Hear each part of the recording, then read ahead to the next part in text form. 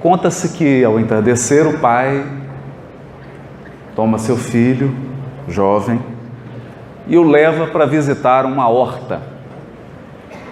E a criança começa a olhar que algumas hortaliças estavam verdes, umas pequenas, outras em tamanho médio, mas cresciam. Outras, por outro lado, já se apresentavam assim, amareladas, perecendo. O pai percorre aquela horta por mais de meia hora com o filho. Ao final do passeio, ele pergunta: meu filho, o que você aprendeu? E a criança olha para o pai. Pai, a única coisa que eu aprendi é que algumas verduras estão verdes e outras estão apodrecendo. Ele disse: sim, meu filho. Então a lição que eu quero lhe ensinar é o seguinte: na vida, se você não estiver crescendo e aprendendo, você está apodrecendo.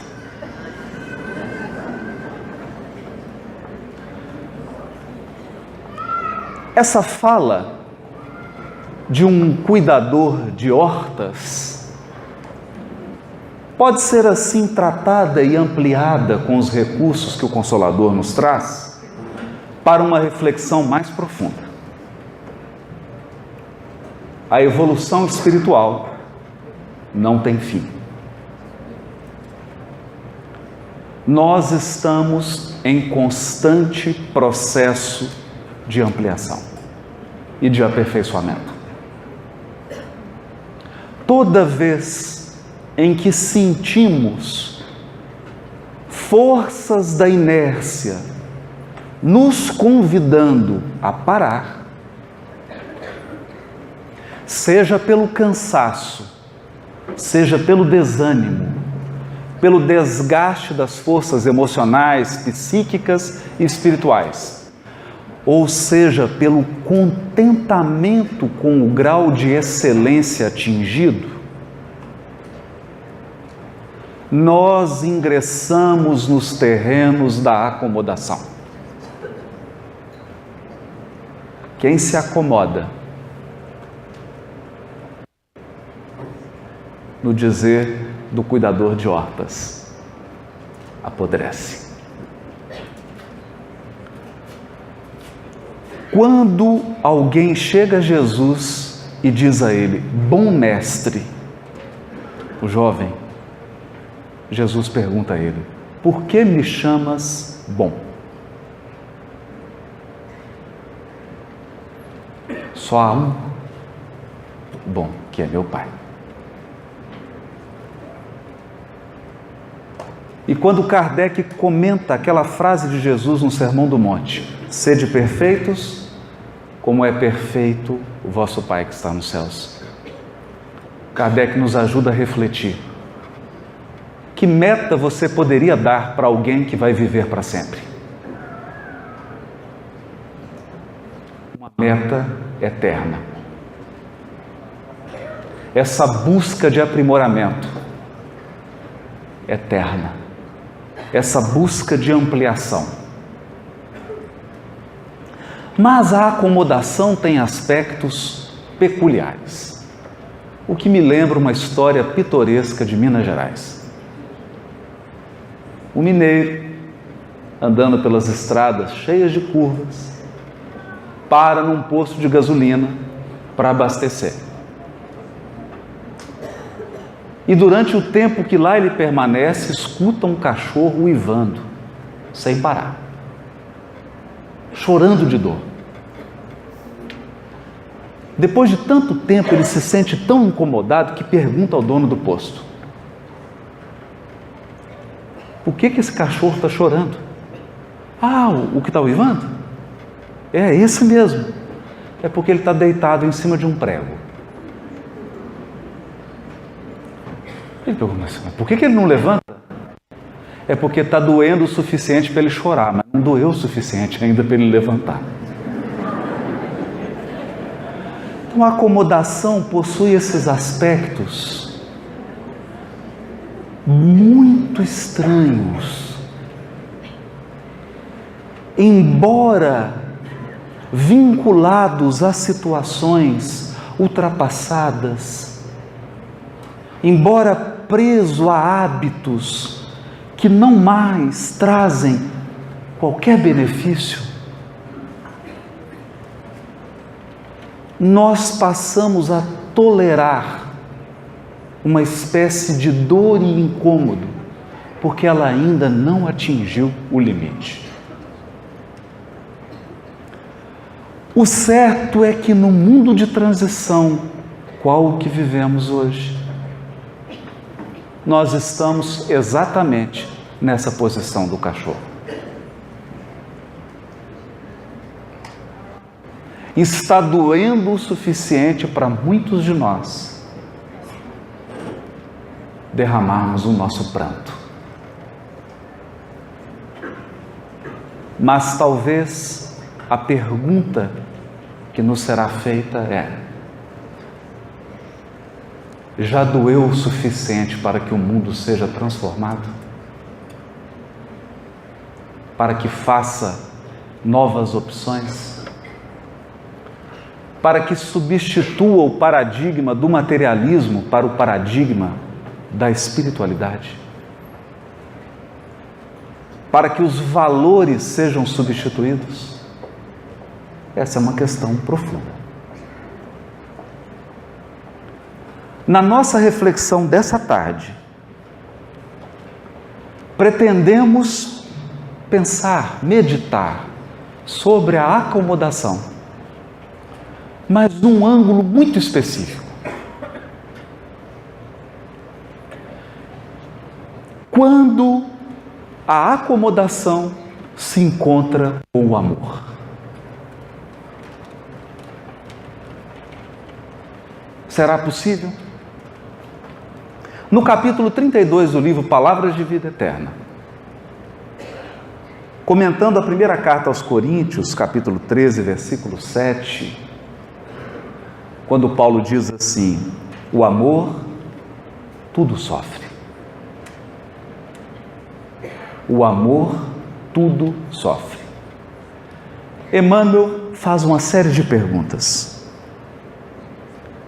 Diz ele: o noticiário terrestre reporta-se diariamente a desvarios cometidos em nome do amor. Desvarios cometidos em nome do amor. Homicídios são perpetrados publicamente em nome do amor. Por mais que nos pareça estranho, as pessoas que amam, matam. Matam mais quem elas amam do que quem elas odeiam. Suicídios sulcam de pranto e desolação a rota de lares esperançosos. Pessoas que tiveram o casamento rompido, um noivado rompido, um relacionamento, suicidam. O amor mata. Furto, contenda, injúria e perversidade aparecem todos os dias invocando a inspiração do sentimento sublime. Pessoas que se amam e convivem juntas no mesmo lar se permitem uma permanente contenda. Muitas vezes são perversas. Furtam, roubam do outro e são capazes de comportamentos que não teriam em nenhum lugar a não ser com a pessoa amada.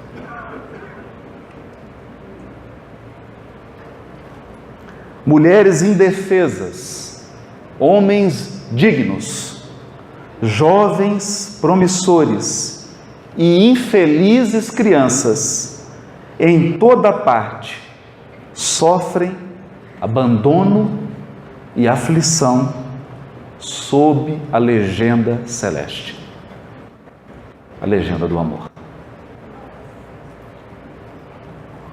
Entretanto, só o egoísmo, traduzindo apego da alma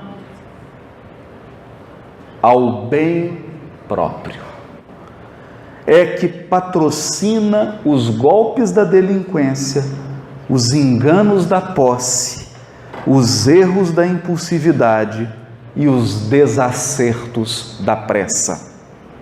Apenas o egoísmo gera o ciúme, o despeito, a vingança, a discórdia, a acusação e a cegueira. Isso nós sabemos. O que nos chama a atenção é a definição de Emmanuel de egoísmo: apego da alma ao bem próprio. Todos temos o dever de buscar o bem próprio. O nosso próprio bem é dever. Mas o egoísmo é quando esse sentimento de busca do bem próprio se torna apego. Apego. E eu transformo o meu próprio bem num valor absoluto que precisa ser preservado e garantido, ainda que à custa do bem do outro. Esse é o egoísmo.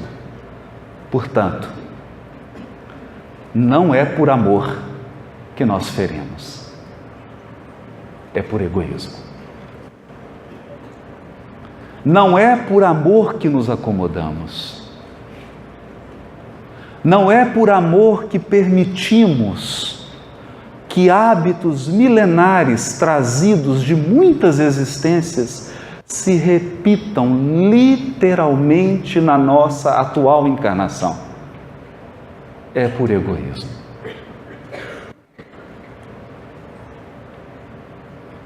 O egoísmo que altera a feição do nosso amor e nos transforma em verdadeiros narcisos.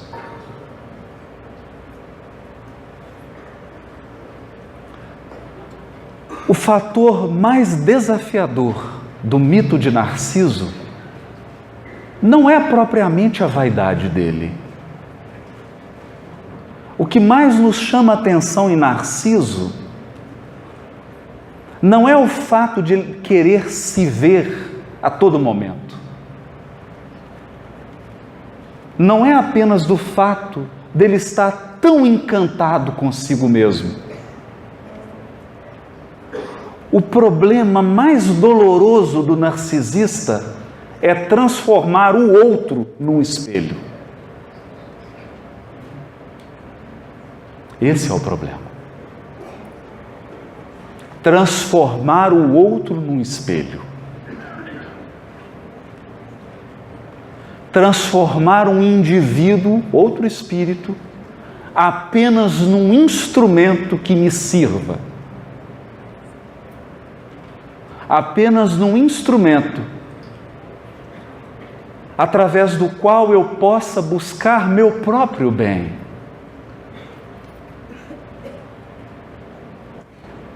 Por esta razão, Emmanuel contrasta. O amor, longe disso, sabe rejubilar-se com a alegria dos corações amados. Por quê?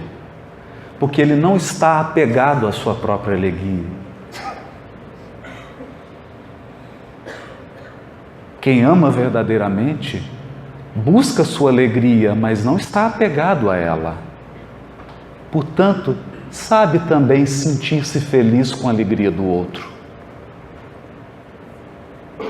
Por que que o outro não pode se realizar ao meu lado?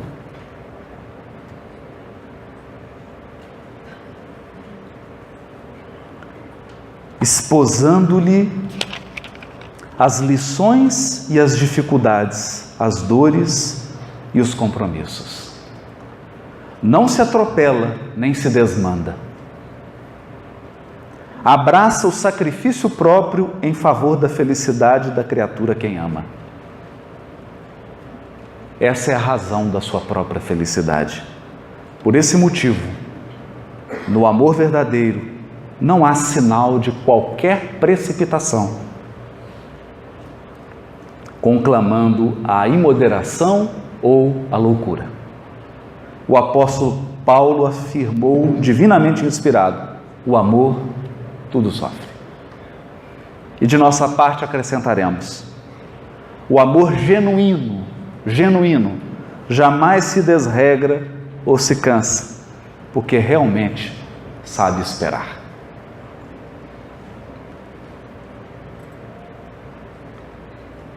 Se o amor bem compreendido não nos autoriza a acomodação, nós nos lembramos então de um caso do Chico. O repórter chegou para ele e perguntou assim: Chico, como que você vê a si mesmo? Olha, eu vejo... Não, como você vê o mundo? Olha, eu vejo o mundo como ele é. E as pessoas, Chico? Eu vejo as pessoas como elas são. E você? Eu continuo mesmo. E aí nós entramos no capítulo 31 do livro Palavras de Vida Eterna, quando Emmanuel comenta o versículo.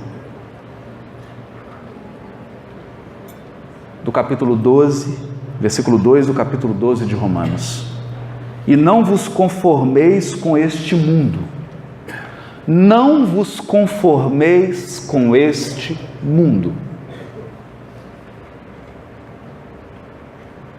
Vírgula. E a gente logo espera. Saia então e transforme o mundo. É o que a gente espera na sequência. Não vos conformeis com este mundo, vírgula, mas transformai-vos. Por quê?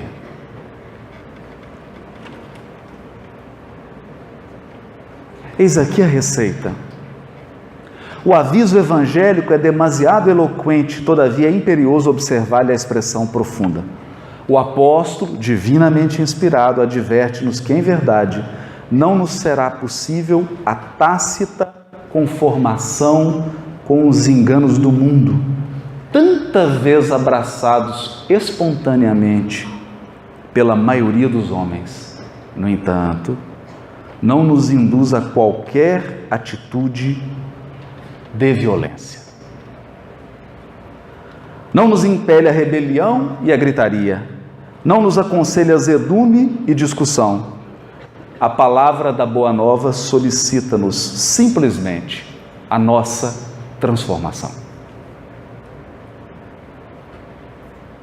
Vamos traduzir isso em aspectos mais práticos. Nós vivemos um momento profundamente grave na humanidade.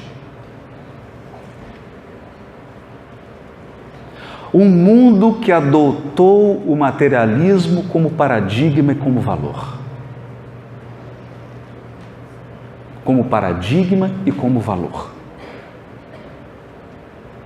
Significa que, inconscientemente, nós respeitamos as pessoas pela capacidade financeira que elas têm.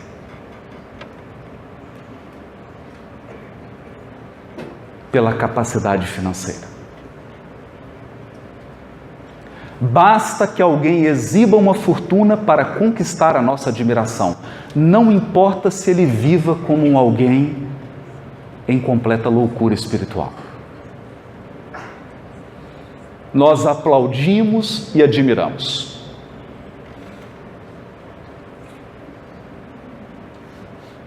Cargo, posição social, aparência. O mundo da aparência,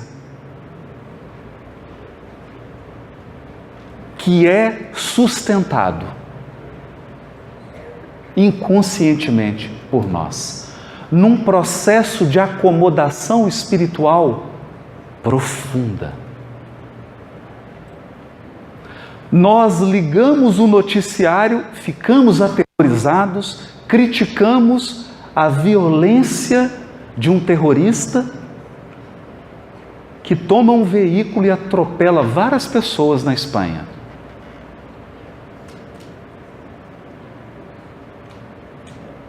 Mas não achamos incomum alguém que entre dentro de casa e exerça a mesma violência com os familiares.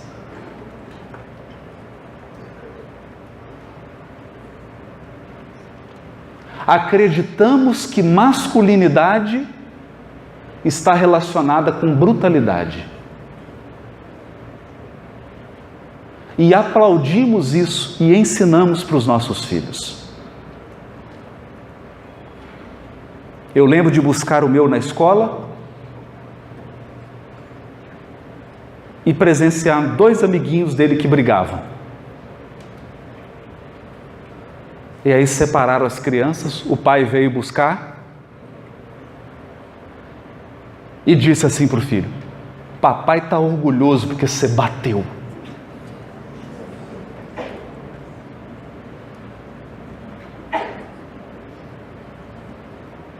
E quantos meninos não chegam em casa depois de uma briga na escola e ouvem do seu tutor, daquele que é responsável pelo seu crescimento espiritual: da próxima vez você revida, seja homem.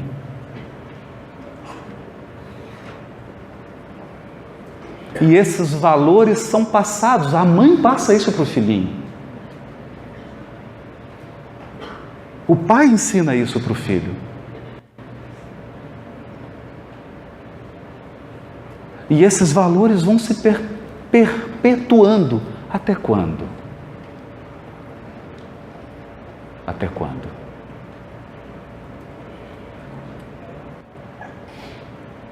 Olhamos para a situação da pátria do Evangelho. Um momento extremamente grave. E nos perguntamos: o que será do Brasil? E muitos de nós agora nos perguntamos: o que eu posso fazer para transformar o Brasil?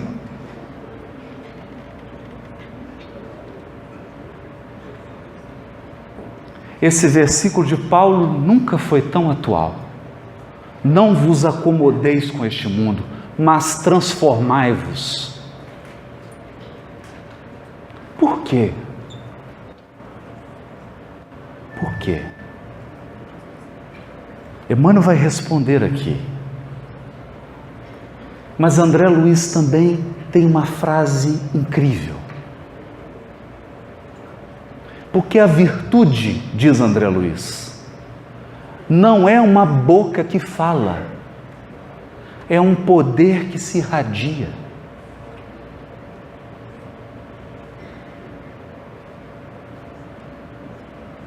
Ninguém transforma uma nação que se mergulhou na corrupção.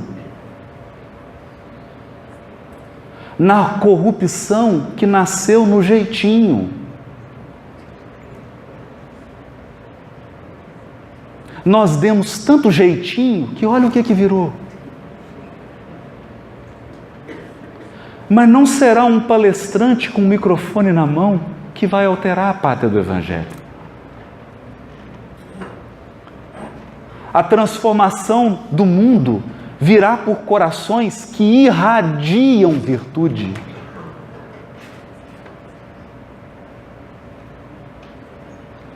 Irradiam virtude. Irradiam o poder da virtude. Transformai-vos. Prossegue Emmanuel. Não nos cabe, a pretexto de seguir o Mestre, sair de azorrague em punho, golpeando aqui, golpeando ali, na pretensão de estender a influência do Cristo.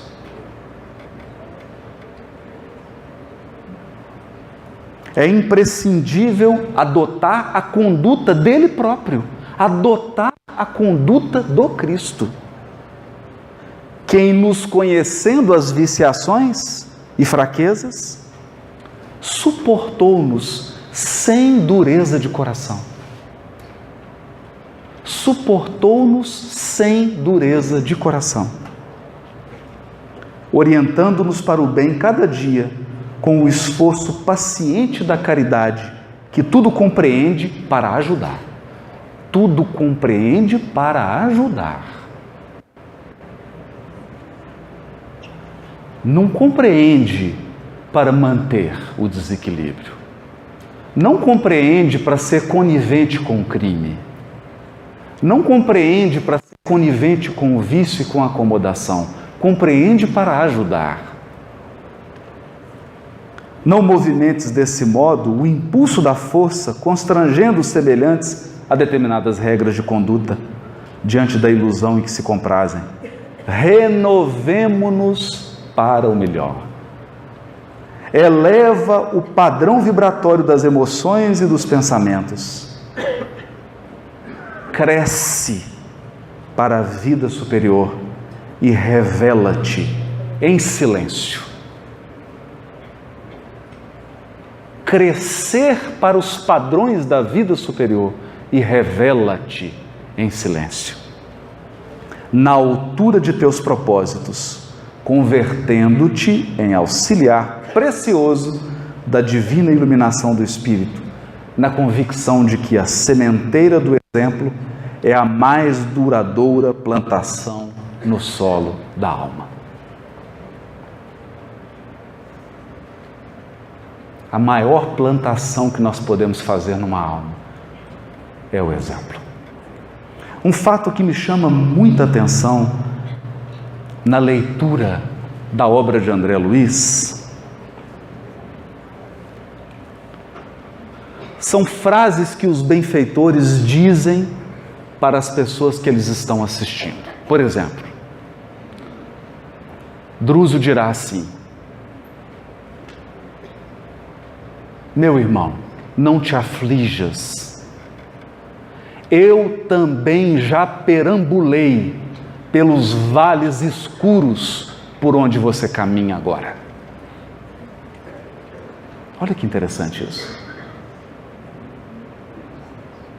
No final do livro Sexo e Destino, nós vamos compreender que o benfeitor que conduz toda a trama, que auxilia a todos, eu vou ter que contar o final.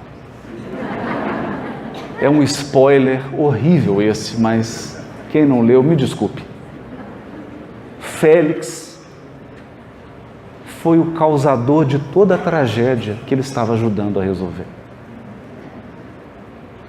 Ele foi o pivô.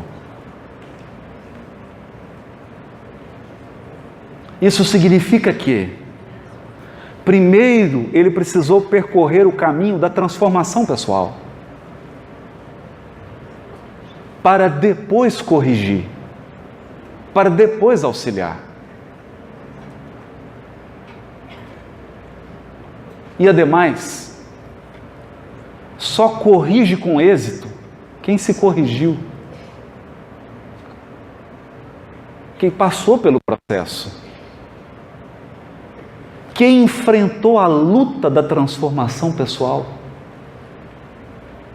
quem falhou várias vezes, tentou vencer um vício, tentou superar um hábito arraigado e tombou e passou pela humilhação de errar, sabendo que estava errando, e teve que levantar. Só alguém que passou por esse processo tem aquela serenidade, aquela autoridade moral para auxiliar quem ainda está caído. É por esta razão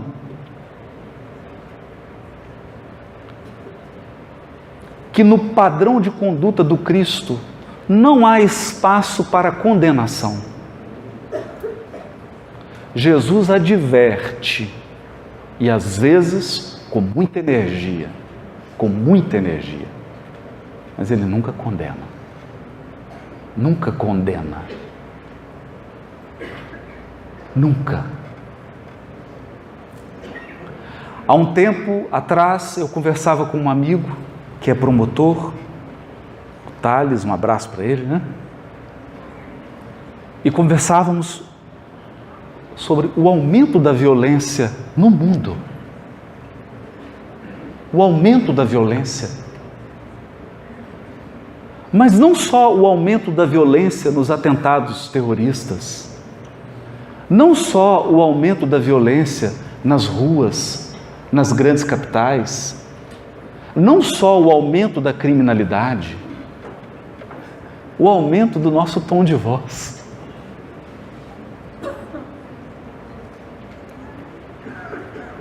Como nós vivemos hoje numa sociedade agressiva.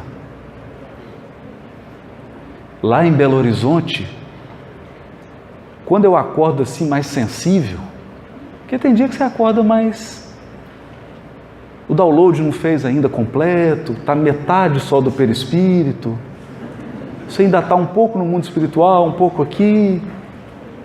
Eu fico com medo de pegar o carro e dirigir. Porque a agressividade no trânsito é uma coisa impressionante. As pessoas são capazes de gestos para passar uma posição na frente. Gestos que elas não fariam se não tivessem atrás do volante. Elas não fariam isso. Pessoalmente elas não fariam. Mas o volante protege, você se esconde. Por exemplo, talvez você nunca dissesse olhando nos olhos aquilo que você disse escrevendo num e-mail. Dentro de instituições, inclusive espíritas, as pessoas mandam cada e-mail que parece um vale. Se fosse um soco, era nocaute.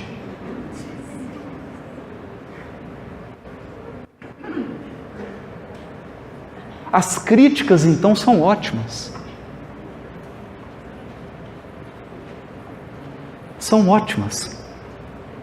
Agora, recentemente, circulou um grande vídeo de uma audiência, não vou nem dar detalhes, porque a violência está tão grande que hoje as pessoas não se contentam em criticar ou em corrigir, tem que humilhar.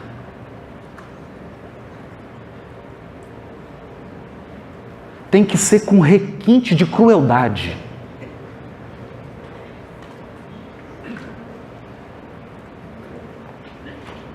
Porque corrigir é uma coisa. Você chega e fala, meu amigo, você não foi tão bem aqui, né?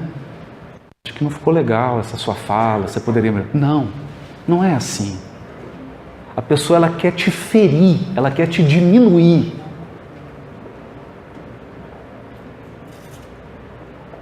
Então esse aumento da violência, eu comentava isso com um amigo promotor, e ele me disse assim, olha amigo, tem muita injustiça no mundo, mas não tem nenhum injustiçado.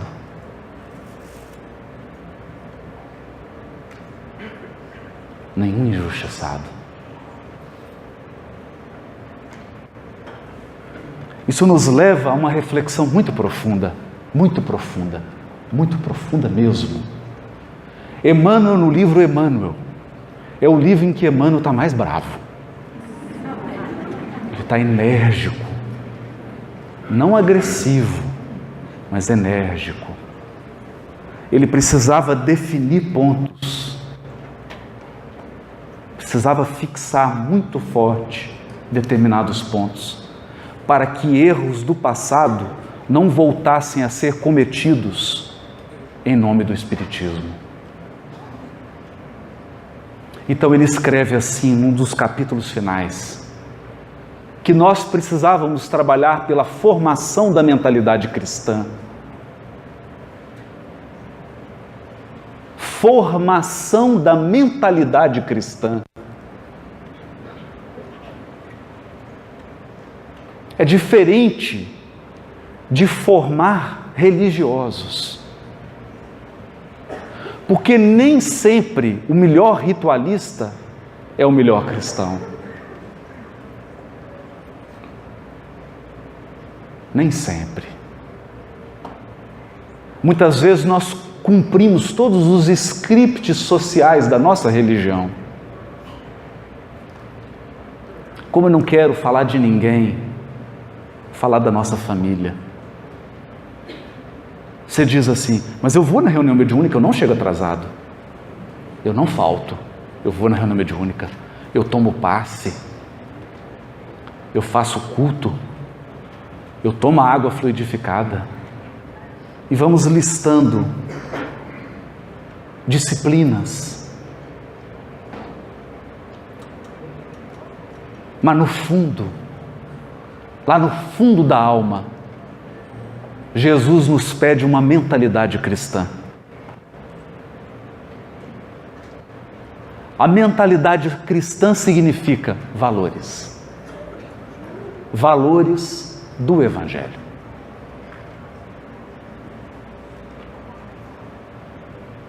Sem a formação desses valores, fica difícil uma autotransformação e mais difícil ainda a transformação do mundo.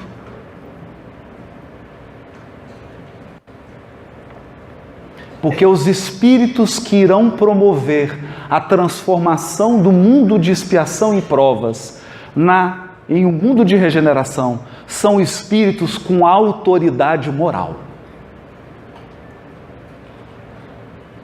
Autoridade moral.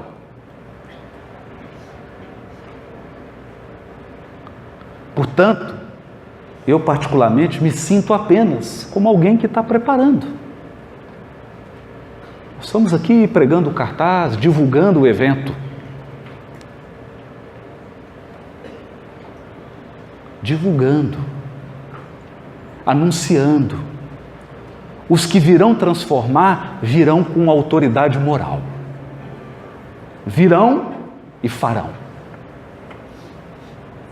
Farão.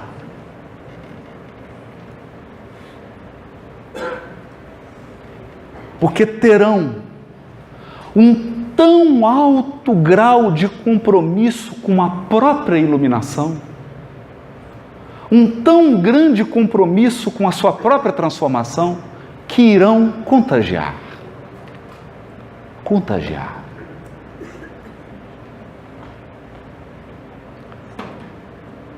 A vida deles irá contagiar.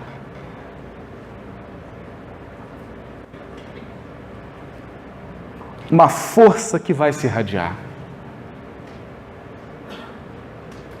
Por isso, Emmanuel conclui essa mensagem dizendo: não te resignes aos hábitos da treva. Não te resignes. Mas clareia-te por dentro. Clareia-te por dentro, purificando-te sempre mais, sempre mais. A fim de que a tua presença irradie em favor do próximo a mensagem persuasiva do amor, para que se estabeleça entre os homens o domínio da eterna luz. Porque é o próprio Emmanuel quem diz: a treva da noite não é vencida com golpes. Você pode tentar. Tenta vencer a escuridão com golpes. Não. Basta acender uma luz. Basta acender uma luz. Esse é o nosso desafio. É por isso que, nesse momento grave, gravíssimo, nós somos convocados, aproveitando aqui a fala do Alírio, a esse chamado, convocação do Cristo que é: vós sois o sal da terra. Meus amigos, meus irmãos de Espiritismo, se você vai cozinhar, qual é a receita? 1 quilo de sal para 1 quilo de arroz?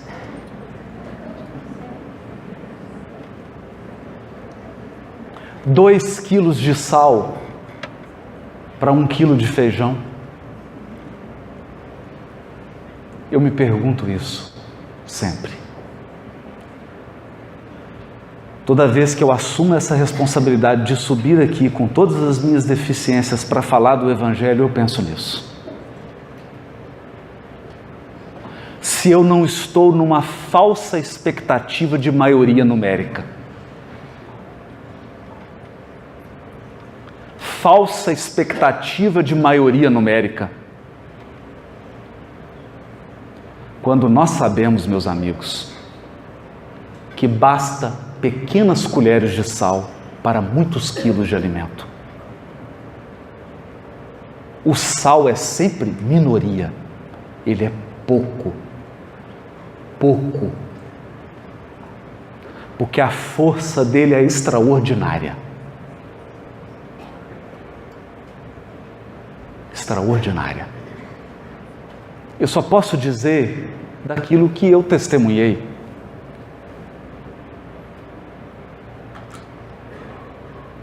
Eu sei que no meu estado, uma colher de sal, um homem, mudou o meu testemunho de mineiro, mudou o estado. Onde o Chico passou, ele deixou um rastro de mentalidade cristã.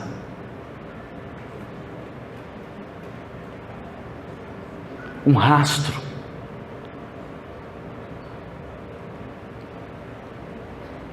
E como que eu posso exemplificar isso? Contando algumas experiências de pessoas que até hoje foram impactadas, profundamente impactadas. Porque às vezes basta um pequeno esbarrão para que se mude o roteiro da sua vida. Muitas vezes um encontro, uma palavra que alguém te diz mudará o destino da tua encarnação.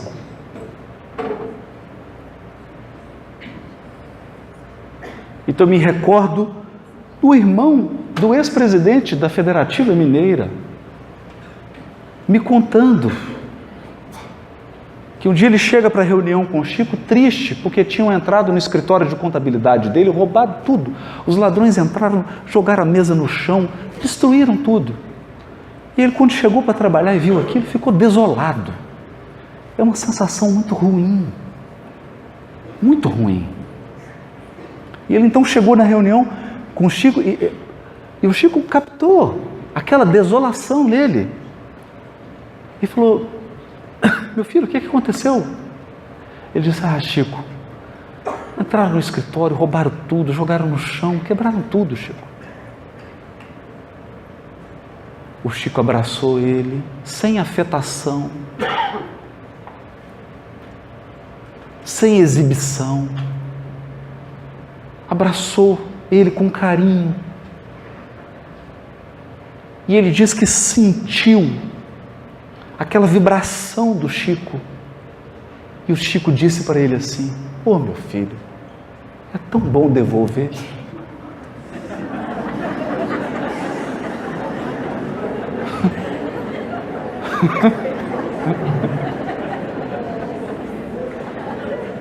É tão bom devolver.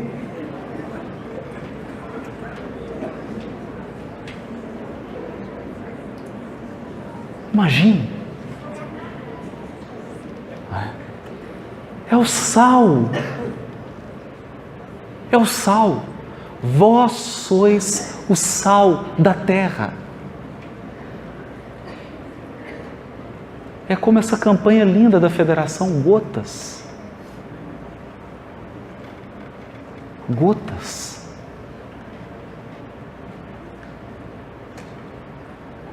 Então, às vezes, nós nos encantamos com projetos numéricos. Vamos criar um projeto, uma campanha para envolver 500 mil pessoas em Cuiabá e transformar. Não sei. Se fosse assim, o Cristo já teria feito. Ele mesmo, pessoalmente.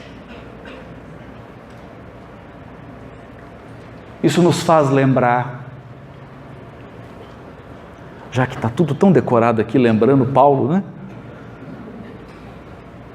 Nos faz lembrar Paulo, depois que ficou 3 anos no deserto. Depois de todo aquele processo de introspecção, de transformação, de viagem para o mundo interior, vocês verem como que não é fácil.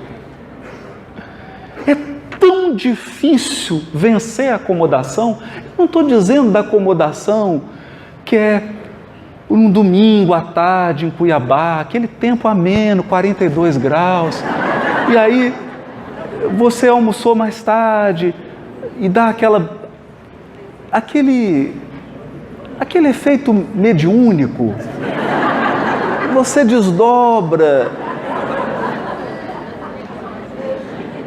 Não é essa acomodação. É aquela acomodação a valores e hábitos que nós estamos repetindo há 20 encarnações. 30. Valores que eram interessantes no Império Romano, mas assim, o Império Romano já acabou. Você está agora em Cuiabá. Não é mais útil. Foi importante, mas não é mais. E nós insistimos naquelas estratégias, nas mesmas. Nessa acomodação a padrões milenares. Então, Paulo viu Jesus, ouviu o chamado, respondeu ao chamado, perdeu tudo, abriu mão de tudo, foi para o deserto, confessou-se para Áquila e Prisca, e volta para Jerusalém, e vem o padrão de novo, e ele diz para Simão Pedro: eu vou agora no Sinédrio, vou tomar a palavra. Mas eu vou, mas eu vou dar uma lição, porque Pedro, eu sei o que é ser fariseu, eu conheço essa turma. E Pedro, já experimentado, diz para ele assim: cuidado, Paulo, cuidado. Judas procedeu como você está querendo proceder. E aí ele assustou. Ele assustou. Porque Simão Pedro revela para ele que Judas quis inverter o processo, transformar primeiro o mundo para depois fazer a transformação pessoal.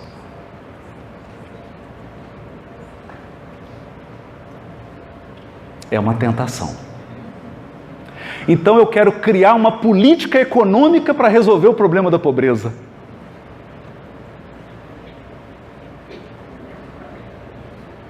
E se a pobreza for do espírito? De valores espirituais? Você tira a pessoa da carência social, mas não consegue tirá-la de um processo de acomodação espiritual.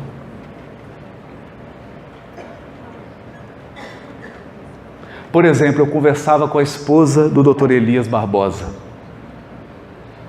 E ela me contou que o Elias ficou muito compadecido porque certo dia ele chegou na clínica dele, em Uberaba, e tinha um mendigo dormindo na varanda.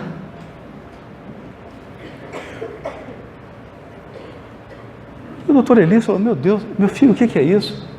Não, aqui foi, deu um banho, colocou roupa e deu comida e já olhou alguma coisa. Dia seguinte, estava lá o mendigo com a mesma roupa, sujo de novo, deitando. Ele falou: meu Deus, o que? E tentou ajudar, foi ao Chico.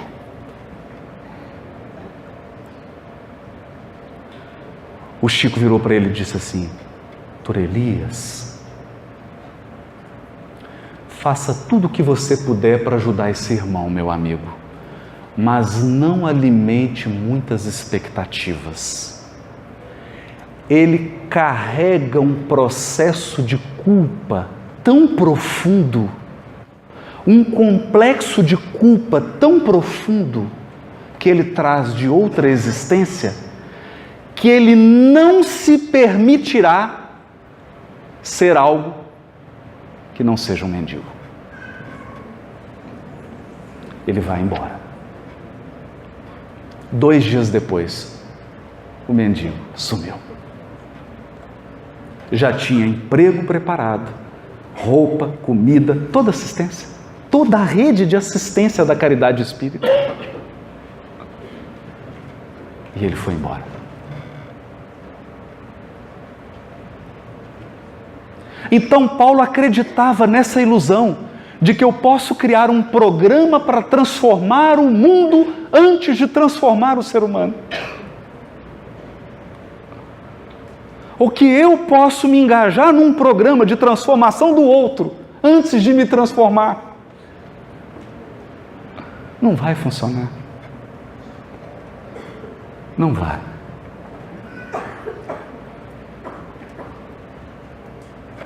Isso nos lembra um outro caso. Mineiro gosta de caso, né? E de café e pão de queijo também.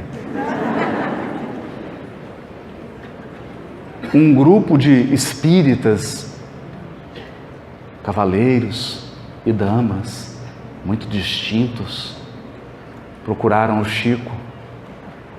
Disseram assim: Chico, nós precisamos implementar um grande e arrojado programa de educação sexual.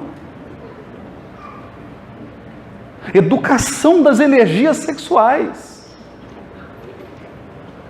O Chico abaixou a cabeça e disse assim: meus irmãos, e quem serão os professores?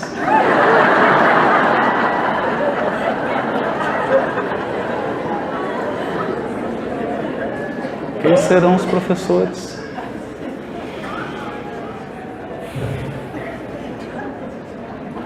Então Paulo ouviu essa ponderação de Pedro. Como que você quer educar Jerusalém inteira, Paulo? Se você não conseguiu se educar. Basicamente é isso. Mas olha a perspicácia de Simão Pedro. Ele diz assim: mas digamos que você seja mais bem-sucedido do que Judas. Digamos que você obtenha um êxito que Judas não teve. Porque Humberto de Campos explicou o processo de Judas, que é muito mais intricado. O plano de Judas era o seguinte: olha o plano de Judas. Ele olhou para Jesus e ele não tinha dúvida que Jesus era o Messias. Então o que ele pensou? Ele pensou assim: Jesus é o Messias. mas ele é muito bonzinho. Não vai funcionar.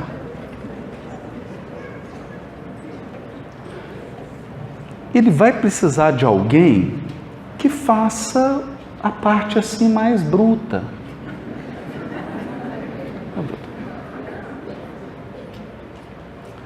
E havia de fato essas forças na sociedade hebraica da época. Então ele falou assim: vamos fazer o seguinte, a gente prende ele, porque ele fica lá quieto, orando ao Pai, e a gente faz a revolução. Lutamos com o Império Romano, fazemos a guerra, conquistamos a autonomia administrativa e financeira da nação escolhida, cortamos algumas cabeças, natural. Na hora que tiver tudo pronto, a gente entrega o reino para ele.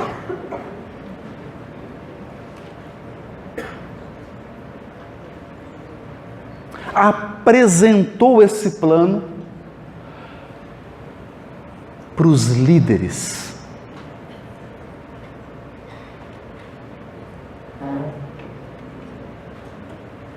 E aqueles homens versados na maldade,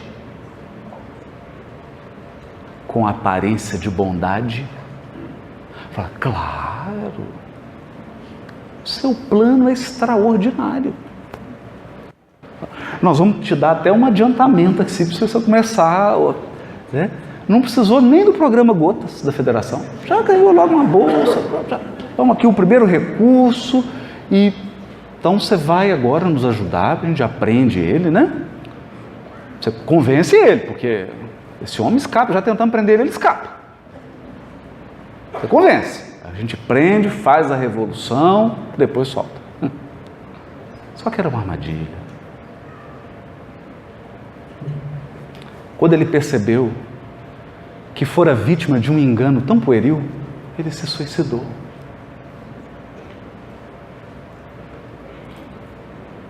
Então Simão disse para Paulo: digamos que você seja mais bem-sucedido do que Judas e que você instaure um programa, por exemplo, um programa para acabar com a corrupção no Brasil.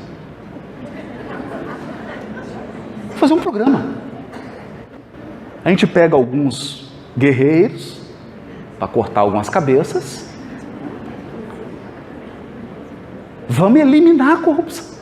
É um plano de transformar o mundo antes de me transformar. Aí Pedro diz a ele: você foi mais bem-sucedido que Judas e atraiu Jerusalém inteira, Paulo. Depois que você tiver atraído a todos, o que você fará com eles?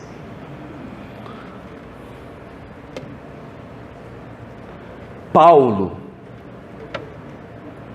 o nosso trabalho não é de atrair, é de converter. Converter. Não atrair. Atrair exige certas habilidades, mas não é tão difícil assim. Não é tão difícil assim. Você atrai uma multidão. Mas Paulo, quem converte é o Cristo. Nosso trabalho é de pescar almas para o Cristo, não para nós. Nós não temos essa força moral. Não temos. Por isso, não vamos nos contentar com esse mundo de expiação e provas. É claro, nós temos uma árdua tarefa pela frente. O mundo está repleto de injustiça. A minha vida está repleta de injustiça. Repleta. Eu me lembro, o Chico foi visitar uma pequena cidade, aí Você já sabe que pequena cidade, a gente já sabe como é que é, né? Então foi aquele alvoroço, né? Aí eram todas as autoridades, o prefeito, todos os vereadores, o juiz, o promotor, o delegado, todo mundo se reuniu, aquelas autoridades, e perguntaram para o Chico: nossa cidade é bela, né? Qual local você quer conhecer, Chico? A gente te leva. Ele: a cadeia pública. Nossa Senhora. Hoje tanta coisa, né? Tem o lugar lá do bolinho de arroz, tanta coisa boa para ver, né? Ele queria ver a cadeia pública. Entrou na cadeia.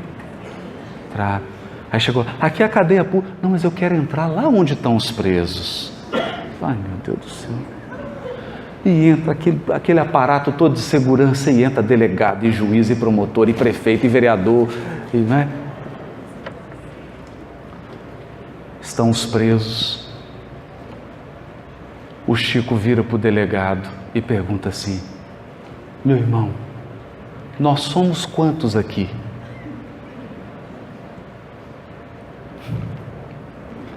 O delegado começa a chorar. Ele não perguntou: são quantos presos? Ele perguntou: nós somos quantos aqui? Sabe por quê? Porque um dia ele perguntou para Emmanuel: Emmanuel, o que é um criminoso? Emmanuel respondeu para ele: Chico, é qualquer um de nós que foi descoberto.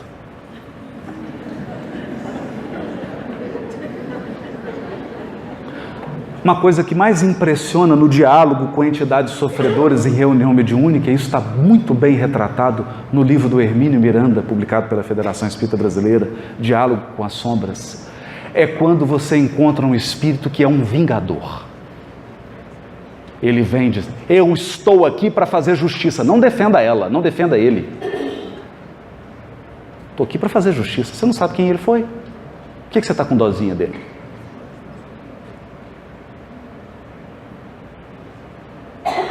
Eu vim aqui cobrar. E o diálogo prossegue com amor, com sabedoria. Está lá no livro Diálogo com as Sombras. E aí o Hermínio diz para o espírito assim: tem um processo na sua frente. Ele fala: que processo é esse? O seu. O seu. E o espírito, quer dizer, a espiritualidade consegue criar aquele objeto que continha parte da história daquele espírito, algumas encarnações, e quando ele toma contato com as atrocidades cometidas, esse espírito entra em profunda perturbação.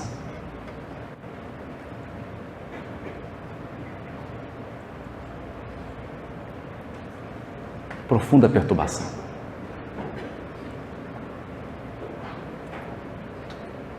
Eu me lembro de um amigo, ele é muito brincalhão, ele não é espírita. Então um dia ele me mandou uma mensagem assim: Haroldo, sabe o que é inferno? Eu sabia que vinha alguma coisa assim. Falei: não sei. É você desencarnar, chegar aí no mundo espiritual que você fala, e tem uma tela gigante, uma multidão de gente, e todas as suas conversas no WhatsApp passando. Brincalhão.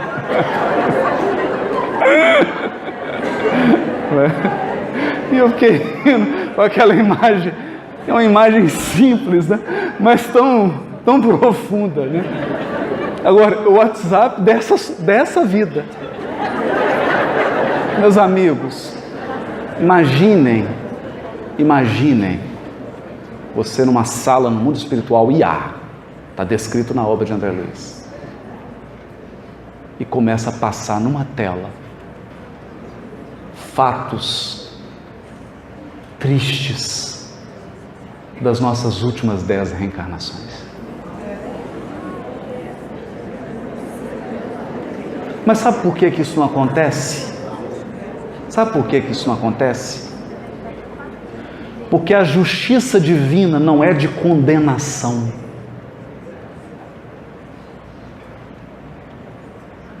A justiça divina não é de humilhação. A justiça divina é de recuperação, de restauração. Restauração. Por isso, a bênção do esquecimento.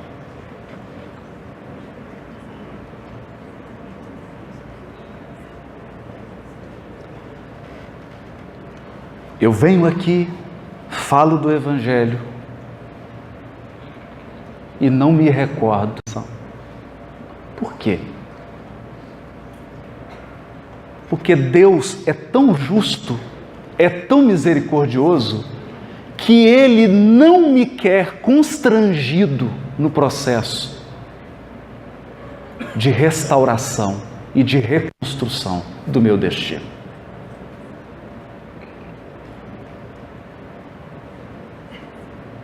Então eu venho aqui espontâneo, ingênuo até,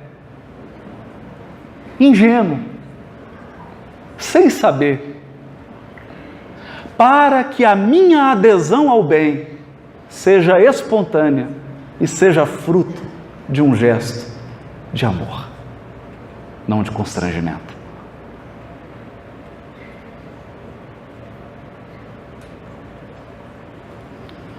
O mundo será transformado, não tenhamos dúvida. Mas antes disso, nós precisamos ser o sal da terra. O sal da terra. Que a nossa força de autotransformação, que o nosso compromisso nessa abençoada encarnação em que temos o Consolador prometido. Eu não me envergonho tanto das últimas encarnações minhas, porque eu não tinha o Consolador prometido. Mas agora eu tenho, é uma responsabilidade. É uma responsabilidade. Agora, com o Consolador prometido, nosso processo de transformação será mais efetivo. É a nossa esperança, é a nossa fé, mas é também o meu desejo para todos vocês. Muito obrigado.